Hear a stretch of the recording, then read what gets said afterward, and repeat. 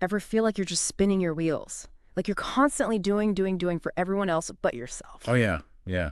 Tell me about it. It's like, where's the manual? Right. Exactly. Where's the self-respect manual? Well, today we're all about self-respect, building that inner strength, knowing you're worth it, all that good stuff. And we've got 5 actionable steps to actually boost your self-respect. Not just talk about it, but actually do it, which I am here for. And it's funny because we often think of self-respect as like, oh, feeling good about myself. And that is a fantastic byproduct, don't get me wrong. But it's so much more than that. Oh, absolutely. It's deeper, right? Deeper, yeah. Like studies show strong self-respect can actually lead to making better decisions, being more resilient when things go sideways. It's kind of amazing how it impacts every part of your life. I love that. So, give me those ripple effects. Our first tip from the source material: set and maintain boundaries. Okay, sounds straightforward, but this is a big one. A lot of people struggle with this. So, in a nutshell, is this about just saying no more often, or is there a deeper meaning? So saying no is definitely part of it, but it's bigger than that. It's like, think of it as protecting your time, your energy, what you truly value. Okay, I like that. Protecting what you value. Right. Like imagine a friend, they ask you for a huge favor, but it goes against your personal beliefs. Saying no to that request, even if it's tough because you care about them, it shows that you respect your own moral compass. Yeah, I mean, that makes total sense. And it's not just about convenience, right? It's about, like you said, your morals, staying true to yourself in the grand scheme of things. Exactly. Which leads us perfectly to tip number 2: treat yourself with kindness. Again, sounds great on paper, but how do we actually do that, especially when that inner critic is so loud? This is where the boundary thing circles back. Hmm.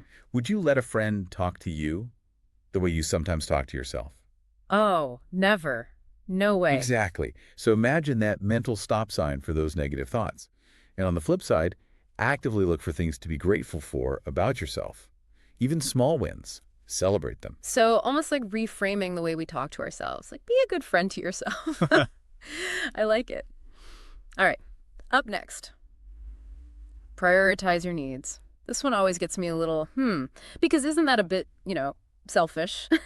How do we prioritize ourselves when everyone seems to need a piece of us? I hear you.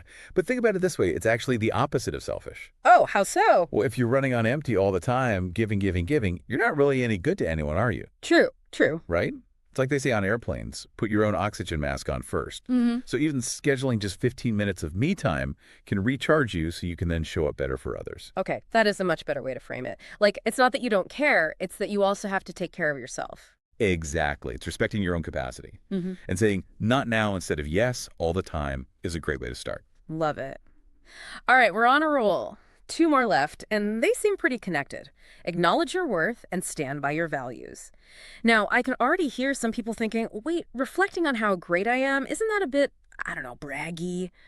How do we walk that line of owning our strengths without, well, becoming that person? Yeah, it's a good question. It's about being honest with yourself, not about ego boosting. When you truly know your strengths, and honestly, your weaknesses too, it allows you to make choices that align with what matters most to you.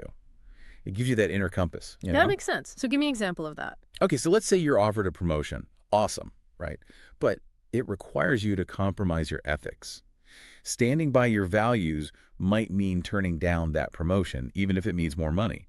It shows that you value integrity more. Wow. Because, yeah, selling out on your values, that's got to eat away at your self-respect over time, for sure. That's Okay, so let's recap those 5 powerful tips for boosting our self-respect: setting healthy boundaries, treating ourselves with kindness, prioritizing our needs, which we now know is not selfish, acknowledging our worth honestly, and standing strong by our values no matter what. And, if you think about taking just one of these tips this week and really focusing on it, Hmm. which one calls to you the most right now and why? Oh, I like that. That's a great question for everyone to think about, because even tiny changes can make a huge difference over time, right? And if you've struggled with self-respect before, you are definitely not alone. It's a journey, not a destination. Be kind to yourself along the way.